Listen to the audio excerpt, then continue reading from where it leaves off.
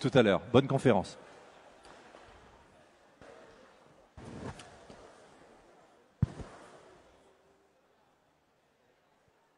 Youp.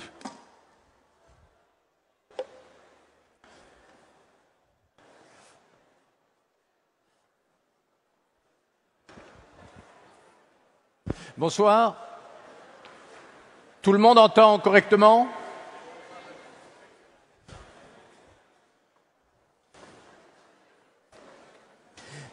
Je vais vous dire quelques mots ce soir des conséquences pour le business, mais aussi pour la société de l'intelligence artificielle. Les sociétés qui sont les leaders de l'intelligence artificielle dans le monde sont également les sociétés les plus appréciées sur Terre. Dans l'étude qui a été publiée hier sur la société la plus aimée par les citoyens dans le monde entier, c'est Google qui sort en premier. Le leader mondial de l'intelligence artificielle est aussi, dans la plupart des pays, la société la mieux aimée des citoyens, la mieux aimée des consommateurs. Les gens qui se trouvent être à la base de la révolution de l'intelligence artificielle sont également des gens qui ont un magistère sociétal et politique tout à fait original, tout à fait exceptionnel. Vous avez mon compte Twitter et vous êtes incité à tweeter, si ça vous intéresse. Le problème qui nous occupe aujourd'hui, c'est l'industrialisation de l'intelligence plus que l'intelligence artificielle. Jusqu'à présent, produire un cerveau, produire de l'intelligence, était un processus extrêmement compliqué. Entre la position du missionnaire et le MBA ou le doctorat ou le diplôme d'ingénieur du petit, il faut 30 ans par voie biologique. On peut éduquer une intelligence artificielle en 1 millième de seconde. Il faut 1000 milliards de fois moins de temps pour former une intelligence artificielle qu'il en faut pour former un ingénieur ou un docteur. Nous avons là une désynchronisation du rythme de la production de l'intelligence artificielle par rapport à l'intelligence biologique qui est quelque chose de tout à fait inédit. Former une intelligence artificielle est ultra rapide, former une intelligence biologique est extrêmement lent.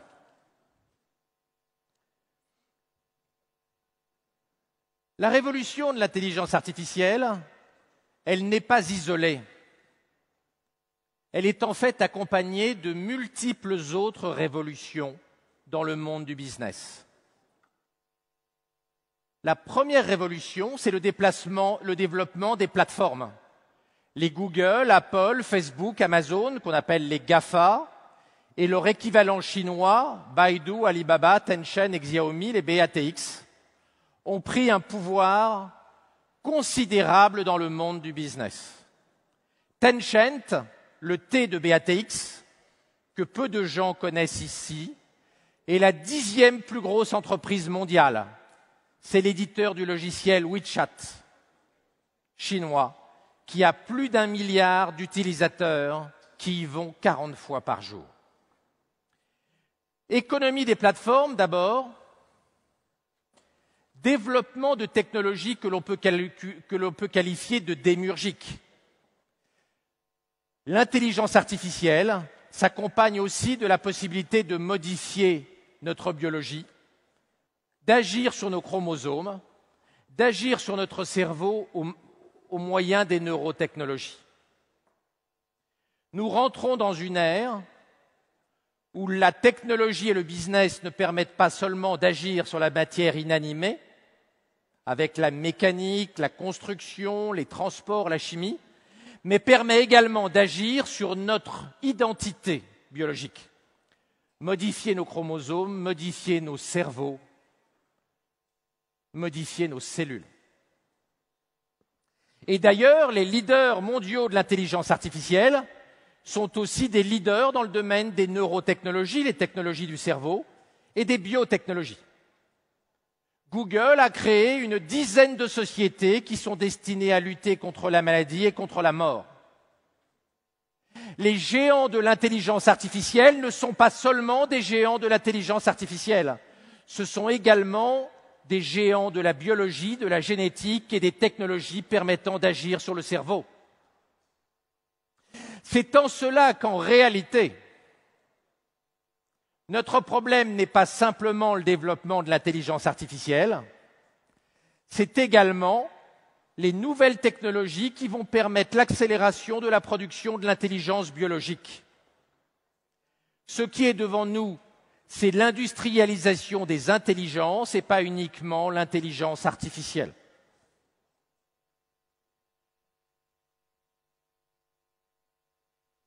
L'intelligence artificielle voit sa productivité multipliée par 100 chaque année. L'intelligence biologique est toujours supérieure. Le neurone, qui a 550 millions d'années, n'a pas encore été dépassé par le transistor qui a 60 ans. Mais dans certains secteurs, on commence à voir un dépassement de l'homme par l'intelligence artificielle. Ces derniers mois, ont été publiées des études qui montraient que l'intelligence artificielle faisait mieux un diagnostic de la peau, de cancer de la peau, que les 12 meilleurs cancérologues de Californie. Pareil pour d'autres cancers. L'intelligence artificielle diagnostique mieux le risque cancérologique que les meilleurs psychiatres, le risque de suicide. L'intelligence artificielle prévoit mieux quand vous allez vous suicider que les meilleurs psychiatres.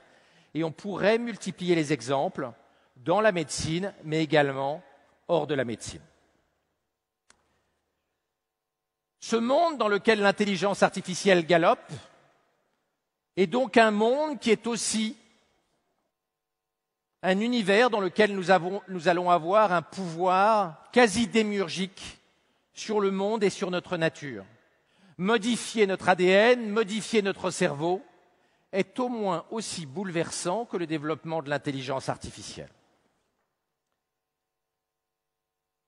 À côté de ça, nous avons une désynchronisation complète entre le temps du business, le temps de l'intelligence artificielle et le temps des administrations et notamment de l'école. La technologie et l'intelligence artificielle galopent.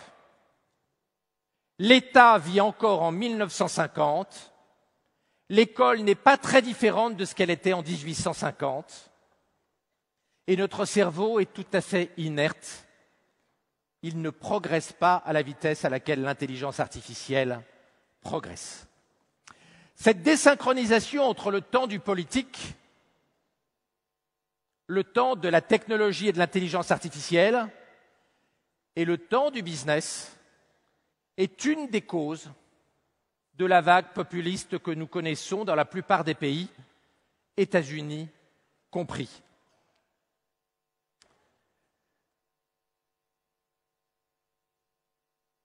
Dans les décennies qui viennent, en tant qu'entrepreneur, vous allez être confronté à un monde totalement inédit.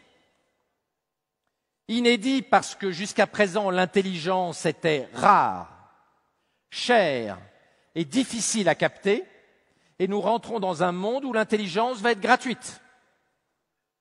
Et nous n'avons pas encore réfléchi à ce qu'est un monde dans lequel l'intelligence est gratuite. Trouver un bon ingénieur, trouver un bon technicien, c'est compliqué, il n'y en a pas beaucoup. Récemment, le Rockefeller Institute a montré qu'en génétique du cancer, l'intelligence artificielle travaillait 1000 fois plus vite que les meilleurs généticiens du cancer mondiaux. 1000 fois aujourd'hui, 1 million de fois demain, 1 milliard de fois après-demain. Les conséquences sur le business sont vertigineuses. On va injecter de plus en plus d'intelligence artificielle dans les business. Et les sociétés qui maîtrisent le mieux l'intelligence artificielle seront les sociétés les plus puissantes. Dès aujourd'hui, les sociétés qui font de l'intelligence artificielle sont les maîtres de la valeur économique. Il y a une captation permanente de la valeur. Il ne vous a pas échappé que les leaders mondiaux de l'intelligence artificielle sont aussi les entreprises les plus chères, les plus fortement valorisées et qui font plus de bénéfices.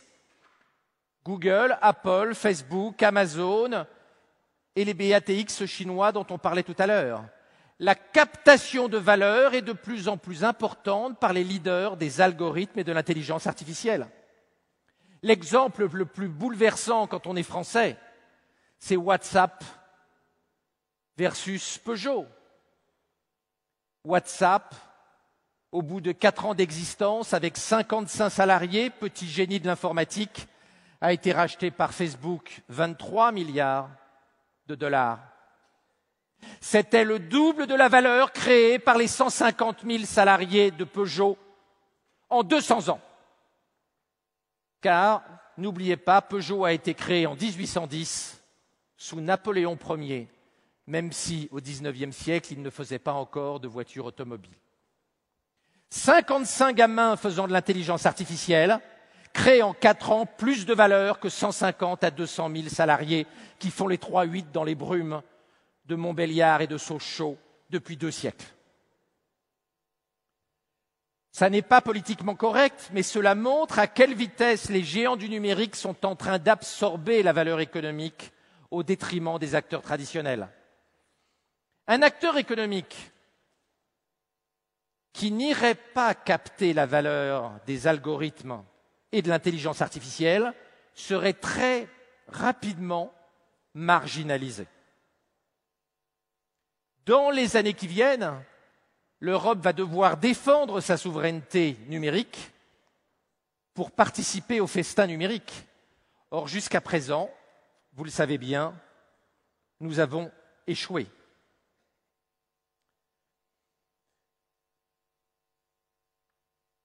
L'intelligence artificielle, elle a schématiquement 4 âges. Le premier âge, c'est celui des algorithmes traditionnels qui font des choses sans beaucoup d'intelligence. Le deuxième âge, c'est ce qu'on appelle le deep learning, ce qui permet à une intelligence artificielle de faire mieux un diagnostic cancérologique qu'un cancérologue, qui permet à une Tesla de conduire toute seule, etc., etc. La phase 3 n'est pas encore arrivée. C'est l'émergence d'intelligence artificielle capable de transversalité, comme le cerveau humain, c'est-à-dire capable de remplacer un avocat, y compris dans la dimension relationnelle, capable de remplacer un médecin, y compris dans des tâches très transversales concernant plusieurs pathologies. Le quatrième âge de l'intelligence artificielle, d'après les experts, devrait arriver entre 2035 et 2050, et il pose des problèmes cette fois-ci tout à fait particuliers. C'est l'émergence de ce qu'on appelle l'intelligence artificielle forte, c'est-à-dire dotée de conscience d'elle-même, dotée de conscience artificielle et capable de développer un projet propre, indépendamment du projet que les hommes lui auraient donné. Cette crainte de l'émergence d'une intelligence artificielle forte potentiellement hostile est la raison du pugilat qu'il y a eu le mois dernier entre Elon Musk, le patron de Tesla, et Mark Zuckerberg, le patron de Facebook, via Facebook et Twitter interposés, avec Mark Zuckerberg qui a expliqué que Elon Musk était trop pessimiste et trop inquiet, et Elon Musk qui a répondu en disant que Mark Zuckerberg, en réalité, ne comprenait rien à l'intelligence artificielle. On peut arriver au serpent. Après. Cette question du risque de danger de l'intelligence artificielle est très difficile à trancher. Pour ceux que ça intéresse, je vous conseillerais de lire l'étude que Edge.org a colligée l'année dernière en interrogeant les 100 meilleurs spécialistes mondiaux de l'intelligence artificielle. Il n'y en a pas 2 qui sont d'accord sur le risque que présente l'intelligence artificielle dans les décennies qui viennent. Nous sommes en plein brouillard numérique. Il n'y a aucun consensus sur ce sujet. Il y a des gens alarmistes, il y a des gens comme Mark Zuckerberg qui sont complètement rassurants, il n'y a aucun consensus politique, aucun consensus technologique sur ces sujets-là.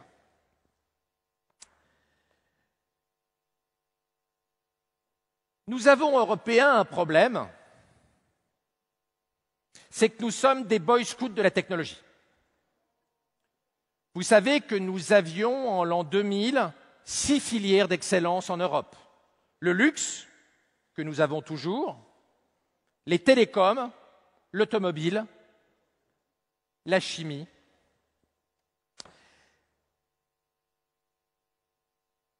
Nous avons perdu les télécoms à cause de l'intelligence artificielle et des plateformes. Nokia avait, il y a 10 ans, pile aujourd'hui, 55% du marché mondial des téléphones. Nokia est mort. Alcatel était encore un grand des télécoms. Alcatel n'est plus. Nous avons été rayés de la carte de l'industrie télécom. Aujourd'hui, nous avons un risque de même nature sur l'automobile. Les voitures électriques autonomes qui vont se développer dans les décennies qui viennent, même si elles seront sous la marque Renault, Peugeot ou Volkswagen, ne seront pas produites en Europe.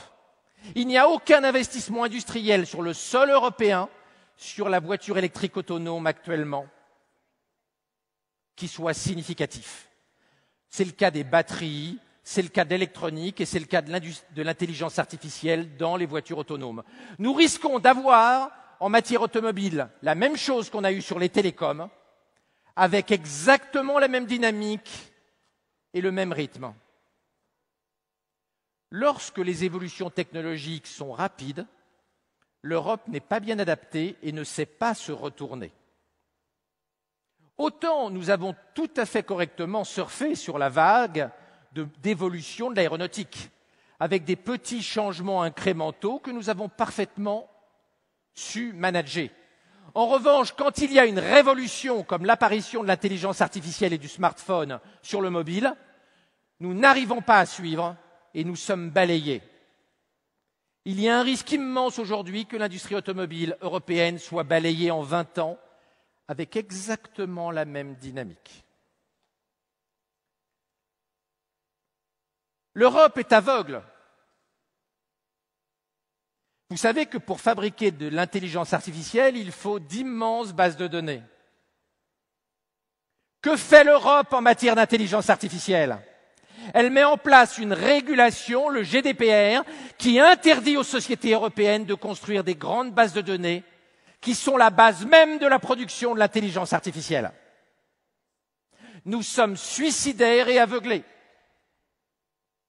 Mais quand on sait que Juncker, le patron de la Commission européenne, s'est vanté le 21 juin dernier de ne pas avoir de smartphone, on comprend que l'Europe ne puisse avoir que des stratégies adaptées aux années 1950 et en aucun cas aux décennies qui viennent. Si nous voulons éviter à continuer dans notre marginalisation, il faut changer radicalement de stratégie en matière de systèmes informatiques, d'IT et d'intelligence artificielle. Parce qu'il y a un mensonge politique chez nous. On fait croire que nous sommes des leaders en intelligence artificielle. Mais c'est un mensonge, certes politiquement correct, mais ça n'est pas vrai. Quand on parle de sociétés d'informatique en France dynamique, on pense à Criteo, Blablacar, qui sont des jolies petites pépites. On oublie juste de dire que Criteo et Blablacar, ça vaut 1 milliard. Les producteurs américains et chinois d'intelligence artificielle s'approchent chacun des 1000 milliards. Nous sommes des crapauds numériques. Nous avons la CNIL et de sympathiques nains industriels. Ils ont les GAFA et les BATX. La prise de conscience maintenant en Europe doit être rapide. L'intelligence artificielle est le cœur de la valeur économique au XXIe siècle. Nous ne pouvons pas, par conneries bureaucratiques, tuer les potentielles licornes européennes de l'intelligence artificielle. Il faut que nous ayons des stratèges de l'intelligence artificielle à l'échelle nationale et à l'échelle européenne. Il y a peu d'hommes politiques qui ont compris ça. On a dans la salle Jean-François Copé. Il fait partie des hommes politiques qui se comptent sur une doigt de la main, qui ont compris l'importance des mutations des nanobiotechnologies et de l'intelligence artificielle. Il en faudrait aujourd'hui beaucoup plus. Alors, face au déferlement de l'intelligence artificielle, il y a un problème social. Que fait-on du stock de travailleurs? Bien sûr, le travail ne va pas mourir. Il y a plein de nouveaux métiers à inventer. En 1890, on voyait très bien que les porteurs d'eau allaient être tués par l'eau courante, que les forgerons, les taillandiers allaient devoir changer de métier. Mais on n'imaginait pas à l'époque qu'il y aurait un jour des chirurgiens cardiaques, des informaticiens, des fabricants d'automobiles. Nous sommes dans la même situation. Nous voyons les emplois qui vont mourir, nous ne voyons pas les emplois qui vont dans le futur être créés. Et il y a là un immense champ que vous, entrepreneurs, vous allez labourer. Car en réalité, c'est vous qui allez créer, utiliser et déployer l'intelligence artificielle dans le tissu économique. Votre responsabilité est immense à côté de la responsabilité des régulateurs européens et des régulateurs nationaux.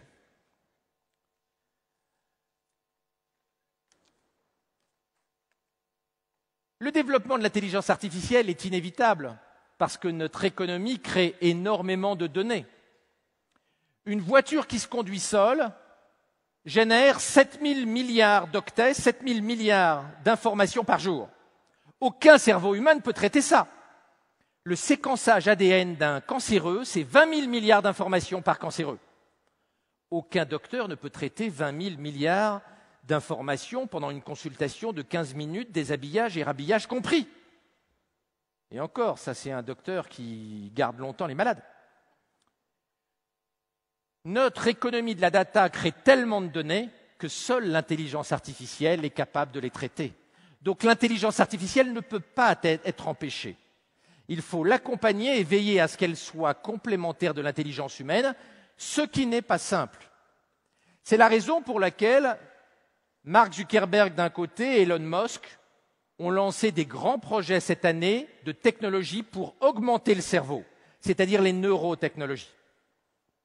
Mark Zuckerberg va lancer en 2019 un casque de télépathie permettant de communiquer de cerveau à cerveau, de cerveau d'ordinateur à ordinateur et d'ordinateur à cerveau, comme dans la science-fiction, ce qui, vous le comprenez bien, changera radicalement l'organisation du travail. De pouvoir communiquer avec vos collaborateurs par télépathie est une révolution dans le monde du travail. Et c'est 2019, Mark Zuckerberg s'y est engagé. Elon Musk, lui, est plus transgressif. Comme vous le savez, le 17 avril dernier, il a lancé une société, Neuralink, qui est destinée à mettre des microprocesseurs dans nos cerveaux pour augmenter notre quotient intellectuel et augmenter notre mémoire. Là encore, imaginez sur 10, 20, 30 ans ce que serait le monde de l'entreprise si demain tous vos collaborateurs ont le quotient intellectuel de Mark Zuckerberg ou d'Emmanuel Macron.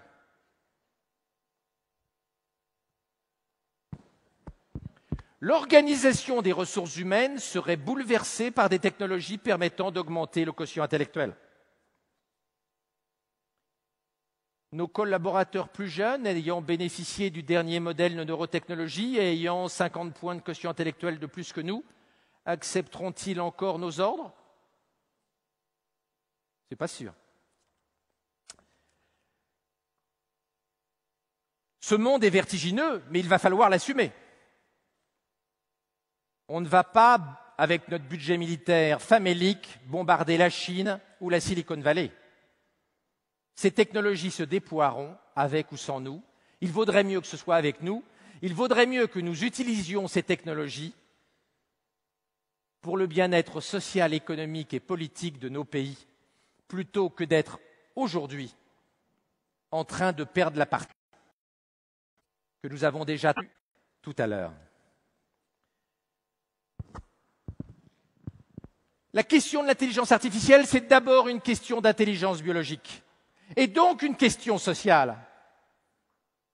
Peut-on, alors que l'intelligence artificielle va galoper, créer des hordes de naufragés numériques qui ne comprennent pas le monde du big data et le monde de l'extrême complexité que l'intelligence artificielle va générer, alors même que la technologie scolaire ne marche pas bien? Et c'est un tabou, mais hélas, seuls les quotients intellectuels élevés bénéficient de l'éducation et de la formation. Le quotient intellectuel est un proxy, une mesure de la plasticité cérébrale et de la capacité à apprendre. Hélas, les gens les plus intelligents sont ceux qui apprennent le mieux, et les gens les moins doués sont ceux qui apprennent le moins. L'inefficacité de la technologie scolaire est un drame à l'heure de l'intelligence artificielle. Et ce n'est pas un problème français, c'est un problème mondial. Le Perischool Project aux États-Unis a pris des enfants ayant 85 de quotient intellectuel et leur a donné 2 heures de coaching particulier de haut niveau chacun pendant plusieurs années. Le taux de criminalité a diminué, le taux d'équilibre a augmenté, le quotient intellectuel des enfants n'a pas gagné un point.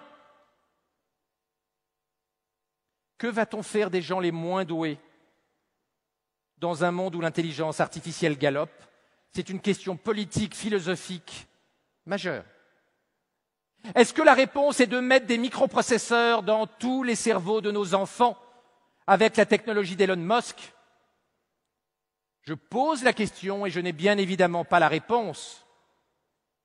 Et je pense que cette réponse doit être politique, mais elle est bien compliquée, alors même que nous ne pouvons pas interdire l'intelligence artificielle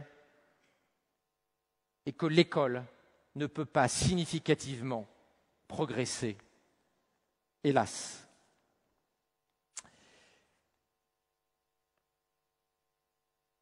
Un monde où nous aurions des connexions électroniques autour de nos 86 milliards de neurones nous semble cauchemardesque. En tout cas, la Silicon Valley veille à développer le plus vite possible ces technologies. Elles nous font rentrer dans une société, une civilisation totalement différente. Elle aura un impact majeur sur l'organisation des entreprises. Et comme c'est vous qui créez les métiers de demain, qui créez les emplois, vous devrez être partie prenante de ce débat sur l'intelligence artificielle et les neurotechnologies. Vous êtes les premiers concernés dans cette bataille mondiale des technologies du cerveau. Des cerveaux de silicium et des cerveaux faits de neurones. Demain, nous devons préserver notre souveraineté numérique, donc il faut que nous ayons une stratégie par rapport à l'intelligence artificielle qui soit moins nulle et que nous ayons des élites moins technophobes.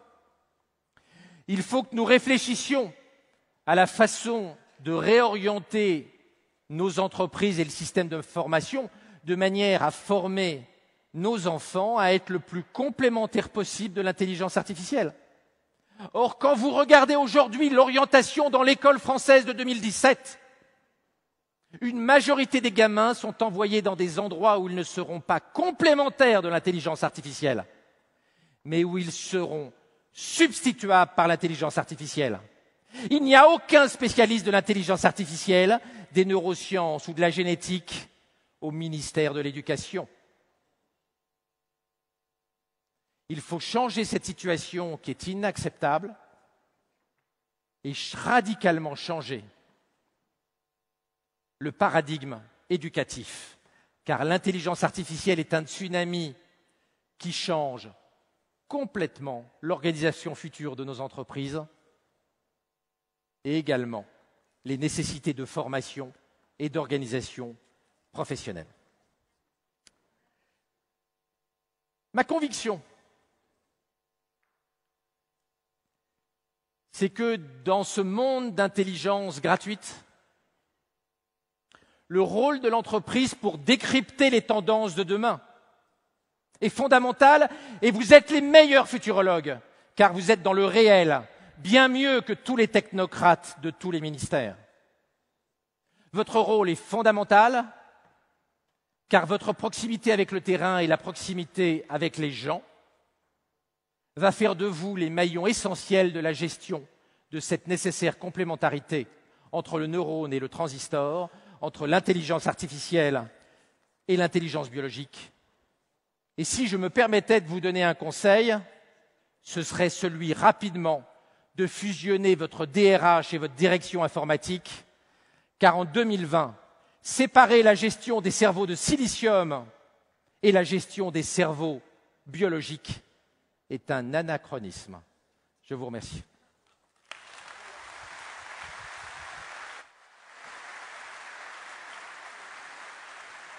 Merci beaucoup.